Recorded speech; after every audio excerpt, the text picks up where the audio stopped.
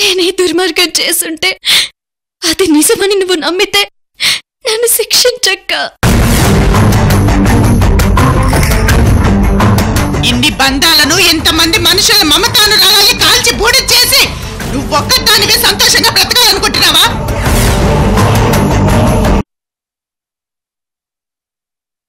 పుట్టింట్లో ఎన్ని రోజులున్నా తెలియని బాధ అలివేణిలో అలాగే ఉండిపోతుంది. ఫర్దర్గా అదే గుర్తు చేసుకుంటూ ఉంటే మానసికంగా అలసిపోతుంది. అందుకే ఇంటికి తీసుకువెళితే మా మధ్య కాస్త తేరుకుంటుందని తీసుకెళదామని వచ్చాం వరలక్ష్మి గారు. రత్నప్రభ గారు, మా బిడ్డని మీ ఇంటికి పంపడం మాకిష్టం లేదు.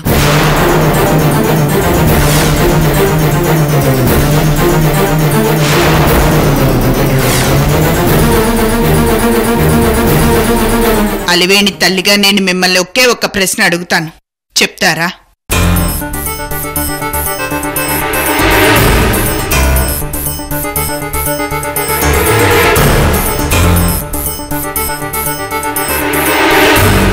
నా బిడ్డ మమ్మల్ని అమ్మమ్మ తాతల్ని చేసే భాగ్యం లేకుండా మీ పెద్ద కోడలు కృష్ణవేణి దాని కడుపు కోసేసింది. మరి ఇంత ఘోరం చేసిన పెద్ద కోడలికి ఏ శిక్ష వేస్తారో చెప్పండి.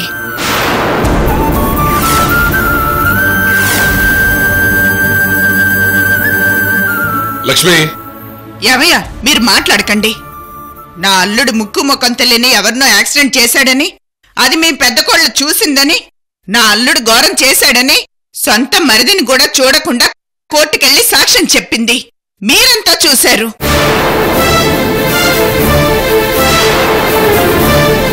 చెప్పండి, ధర్మం నీతి నిజాయితీకి నిలువుటద్దమైన మీ పెద్ద కోడలు ఇంత దారుణమైన ఘోరమైన పని చేసినందుకు ఏ శిక్ష విధిస్తారు రత్నప్రభ గారు?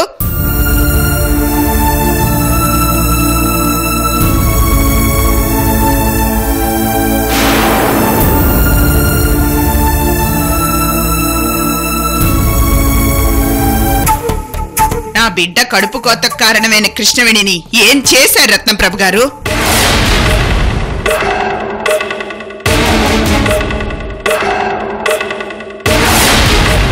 మా అల్లుడు తప్పు చేస్తే కోర్టులో శిక్ష వేయిస్తారు. మరి మీ పెద్ద కోడలు తప్పుకి శిక్ష ఉండదా? ఇదేం న్యాయం రత్నప్రభ గారు? నా ప్రశ్నకు సమాధానం చెప్పి నా బిడ్డను మీ ఇంటికి తీసుకెళ్ళండి రత్నప్రభ గారు.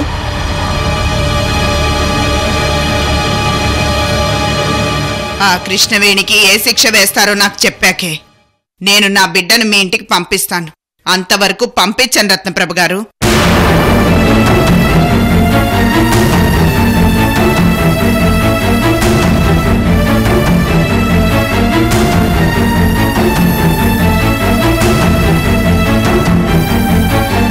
రత్నప్రభ గారు, నిజం చెప్పాలంటే తన అత్తింట్లో క్షేమంగా ప్రాణాలతో ఉంటుందో లేదో అని అనిపిస్తోంది.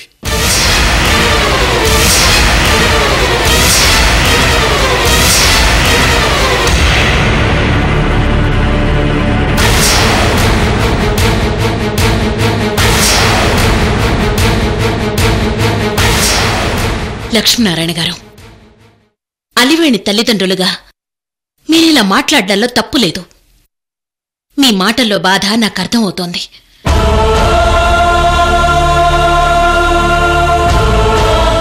బట్ శిక్షించడానికి ఇది కోర్టు కాదు, కుటుంబం.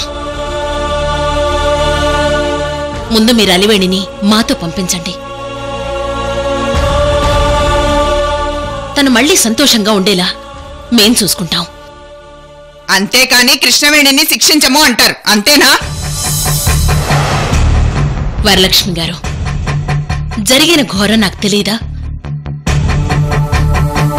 మీ మనసుల్లో ఎంత బాధ గూడు కట్టుకునుందో మాకు అంతే ఉంది.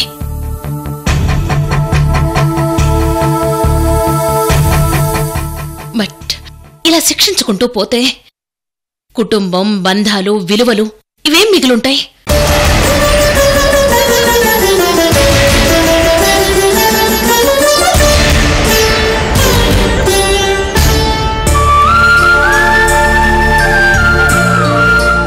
ఓర్పు, సహనం ఉండాలి. అత్తయ్యగా నేను దగ్గరుండి అలివేణిని మామూలు మనిషిని చేస్తాను.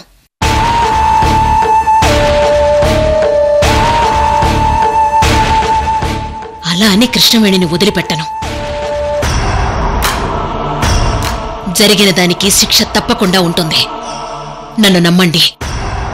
లేదు రత్నప్రభ గారు, ఆ శిక్ష ఏంటో తేలాలి. నాకు మీ మీద నమ్మకం లేదు.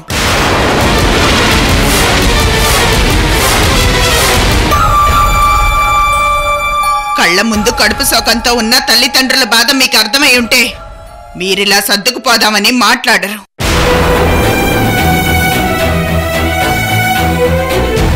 కృష్ణవేణిని ఒకలా మా అలివేణిని ఒకలా మీరు చూస్తున్నారని ఈ రోజు అర్థమైపోయింది.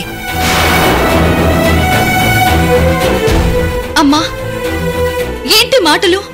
ఎవరి మీద కోపం మా అత్తయ్య మీద చూపిస్తారేంటి? వదిలే, నేను అత్తయ్యతో ఇంటికెళ్తాను. అత్తయ్య, అరగంటలో నేను రెడీ అయ్యి వస్తాను. బయలుదేరదాం.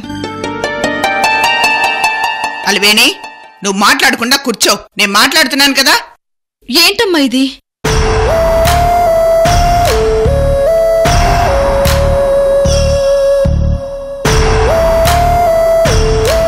నీకు న్యాయం జరగాలని మాట్లాడుతున్నాను. ఇందులో తప్పేముంది? న్యాయం నేను చేస్తాను అత్తయ్య గారు.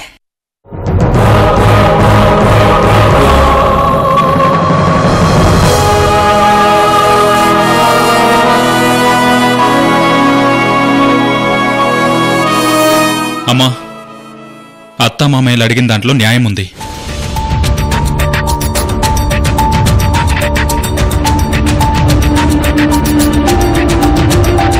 మామయ్య గారు, తప్పు చేసిన వాళ్ళకి శిక్ష తప్పదు.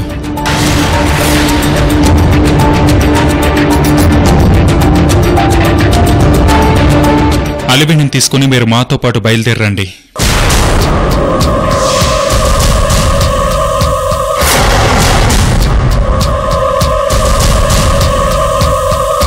నా తమ్ముడు భార్యకు అన్యాయం జరిగితే నేను చూస్తూ ఊరుకోలేను.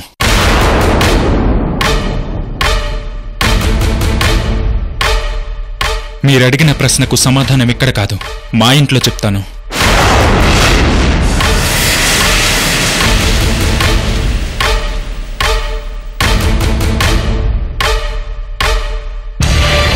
కృష్ణవేణికి ఎలాంటి శిక్ష వేయాలో, ఏం శిక్ష వేయాలో నా మనసులో ఆల్రెడీ నిర్ణయం తీసుకున్నాను.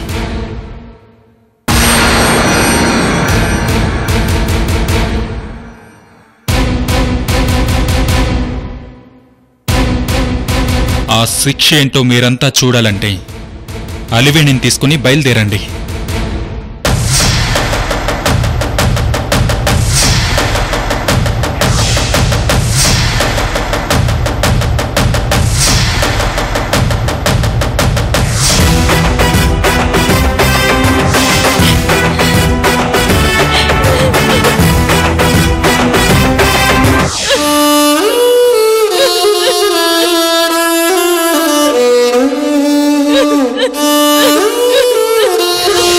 ఇంకెప్పుడు నాతో మాట్లాడడానికి ప్రయత్నించకు. అసలు నీ మోహన్ నాకు చూపించకు తల్లి. ఎందుకే నీకు ఈ జన్మ? నువ్వు బ్రతుకుంటే ఏంటి, చేస్తే ఏంటి?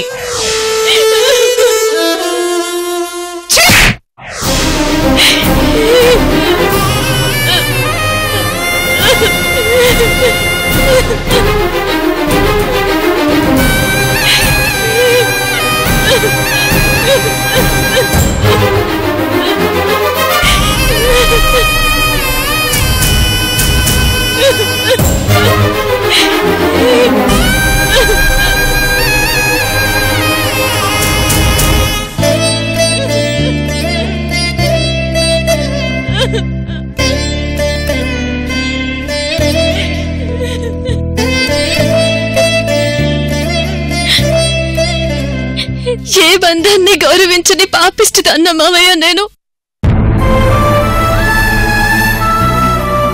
అన్ని బంధాలని చంపేసిన రాక్షసిన మామయ్య నేను. ఏ జన్మలో నేనేం పాపం చేశాను మామయ్య?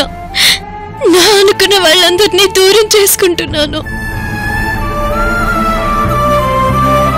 అక్క జీవితాన్ని నాశనం చేసిన దుర్మార్గురాలిగా నింద పడ్డాక ఇంకా తన కళ్ళ ముందు నేను ఎలా ఉండగలను మావయ్య? వంశీ గారు నన్ను ఇంట్లో నుంచి బయటికి పంపించేసి నాకు కరెక్ట్ శిక్ష వేశారు మావయ్య.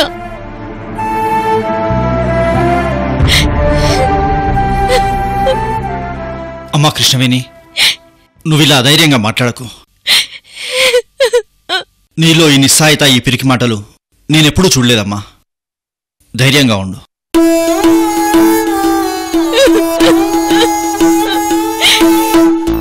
అలివే నీ బాధలో అలా మాట్లాడింది. బిడ్డను పోగొట్టుకున్న తల్లి మానసిక పరిస్థితిని ఎవరూ అంచనా వేయలేం.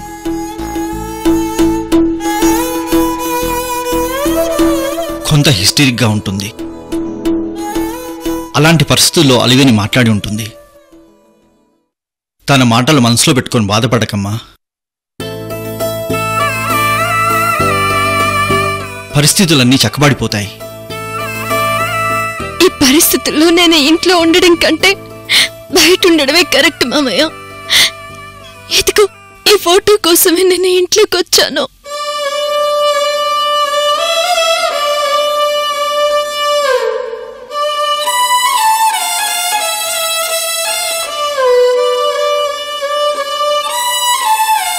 లేకపోతే వంశీ గారు చెప్పినట్టు అక్క మాట విని అటు నుంచి అటే ఒంటరిగా ఏడుస్తూ ఎటో వెళ్ళిపోయి ఉండేదాన్ని మామయ్య. ఎన్ని బంధాలను చంపిన ఈ రాక్షసికి ఈ ఇంట్లో స్థానం లేదు మామయ్య. లేదమ్మా, నువ్వలా మాట్లాడకు. మీ అత్తయ్య అలివేని తీసుకురావడానికి వాళ్ళ ఇంటికి వెళ్ళింది. వాళ్ళు రాగానే వాళ్ళందరితో నేను ఇంకోసారి మాట్లాడతాను. వద్దు మామయ్య, ఇంక మాట్లాడాల్సిందేమీ లేదు. అది కాదమ్మా, ఆ ఘోరం ఎవరు చేశారో కనుక్కోవాలి. అంతవరకు నువ్వు ఇంట్లో ఉండాలి కదమ్మా.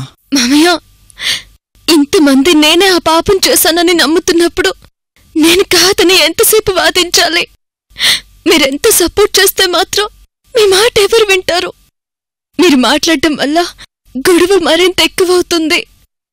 దానివల్ల వంశీ గారికి కోపం వస్తుంది. తన హెల్త్ కూడా ప్రాబ్లం అవుతుంది మామయ్య.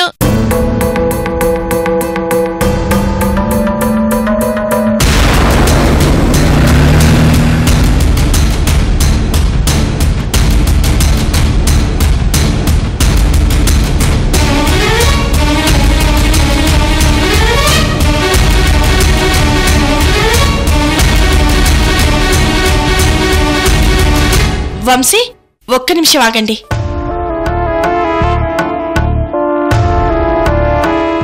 అలివేణి బిడ్డను పోగొట్టుకుని పుట్టెడు దుఃఖంతో ఇంటికొచ్చింది.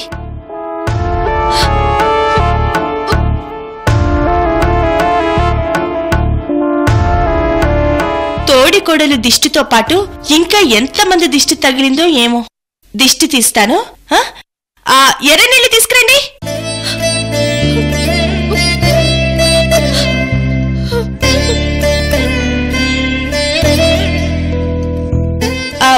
ఏమంటా వదినా? అలాగే మయూరి. కానీ ఇంట్లో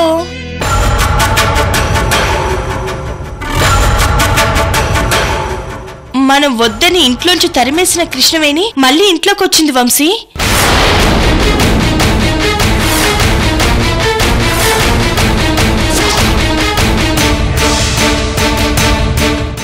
దర్జాగా లోపలికొచ్చి అన్నయ్యతో మాట్లాడుతుంది వంశీ.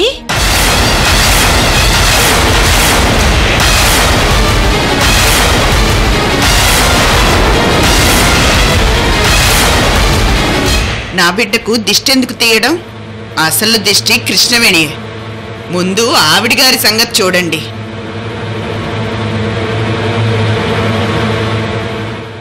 కృష్ణవేణి,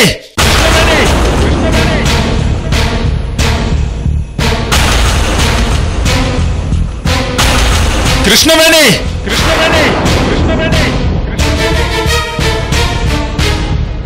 కృష్ణవేణి,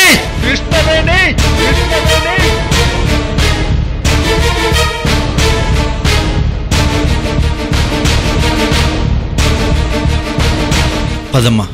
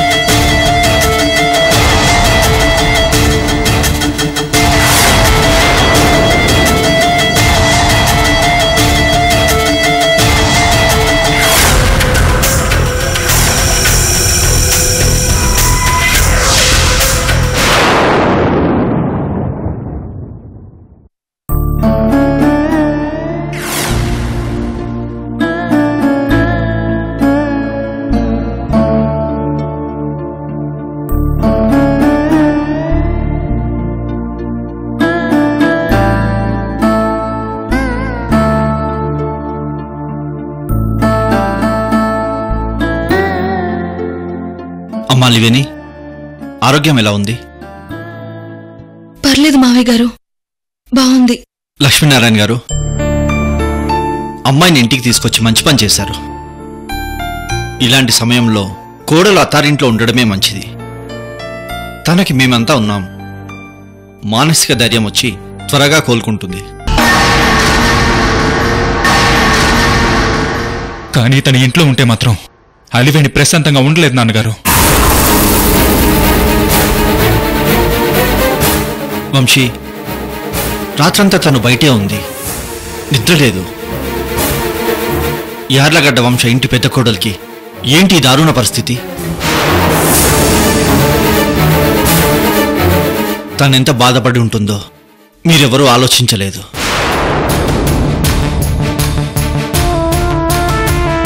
నువ్వు కృష్ణవేణిని బయటికి పంపిస్తే తనెక్కడుంటుంది? నువ్వైనా ఆలోచించు.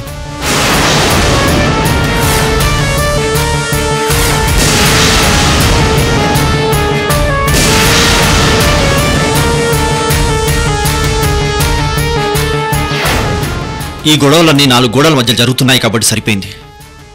ఇప్పుడు తనను బయటికి పంపిస్తే, ఈ విషయం బయటికి తెలిస్తే మన జమీందారీ పరువు ఏమవుతుంది?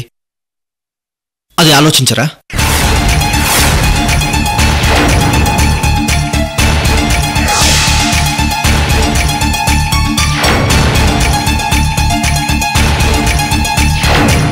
ఇప్పుడు కూడా తను ఇంట్లోకి రాలేదు. బయటికి వెళ్ళిపోవడానికి నిర్ణయించుకుంది. కేవలం నీ మాట నెగ్గించడం కోసమే.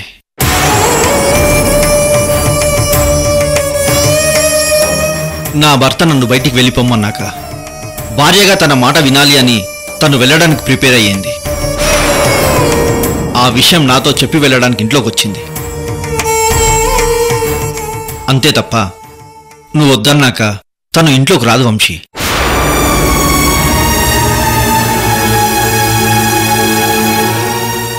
బట్ కోడలు గురించి మన పురాణాల్లో వేదాల్లో ఎంత గొప్పగా రాశారో తెలుసా? కోడలు ఇంటికి మహారాణి, అత్తామామ దృష్టిలో కూతురు, భర్త దృష్టిలో యజమానురాలు, సౌభాగ్యలక్ష్మిగా ఇంటిని 10 కాలాల పాటు పరిపాలించేది అని మన వేదాలు, సంస్కృతి, సాంప్రదాయాలు ఘోషిస్తున్నాయి.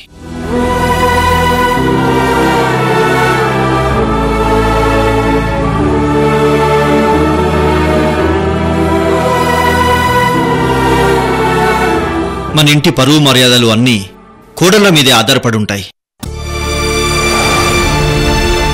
ఇలాంటి పరిస్థితుల్లో ఇంటి గుట్టును రచ్చ చేసుకోవడం మంచిది కాదు. ఇల్లు అన్నాక గొడవలు, దురదృష్టాలు వస్తుంటాయి. వాటిని తట్టుకొని బంధాల్ని, అనుబంధాల్ని మనం గౌరవించి సర్దుకుపోవాలి. అంతే తప్ప తెగే వరకు లాగకూడదు వంశీ.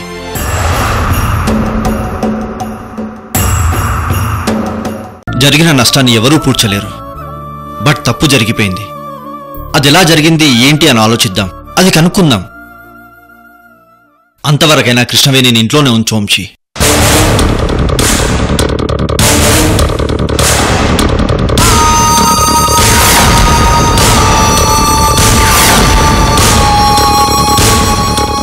రత్న, యార్లగడ్డ వంశ కోడలు ఏ రోజు కూడా గొడవపడి పుట్టింటికి వెళ్ళిన సందర్భం లేదు. అది నీకు తెలుసు. కోడలుగా ఈ ఇంటి బరువును మోసావు. ఈ ఇంటి వారసుని పెంచి పెద్ద చేశావు.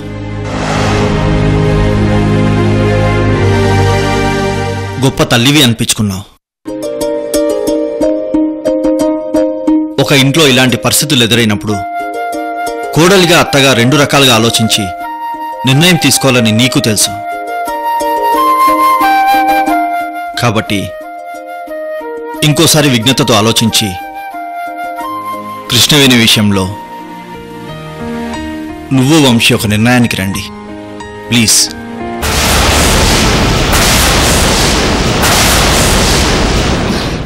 సృజన్, ఈ గొడవల్లో ఎవరు బాధపడినా అది నా బాధ్యతే. ఇద్దరి కోడళ్ళని సమానంగా చూస్తున్నాను. ఎవరినీ తక్కువ చేసి మాట్లాడలేదు. కానీ ఇప్పుడు చెప్పాల్సింది ఏమీ లేదు. అంత వంశీ నిర్ణయమే. వాడి మాటే నా మాట. ఇంతకంటే నేనేం మాట్లాడలేను. దయచేసి నన్ను అర్థం చేసుకోండి. నాన్నగారు, అలివేణి విషయంలో కృష్ణవేణి చేసిన తప్పుకు అసలు తన అత్తింటికి రాను ఉంది. లక్ష్మీనారాయణ గారు తన కూతురికి అసలు ప్రాణరక్షణ లేదని భయపడుతున్నారు. లక్ష్మీనారాయణ గారు, మీరింత మాట అన్నారా? అలివేణి పుట్టింటి వాళ్ళు తన కూతురు అత్తింట్లో క్షేమంగా ఉంటుందో లేదో అని భయపడుతుంటే వాళ్లకు భరోసా ఇచ్చి నేనే అలివేణిని ఇంటికి తీసుకొచ్చాను. వాళ్ల భయమంతా ఈవిడ గురించే.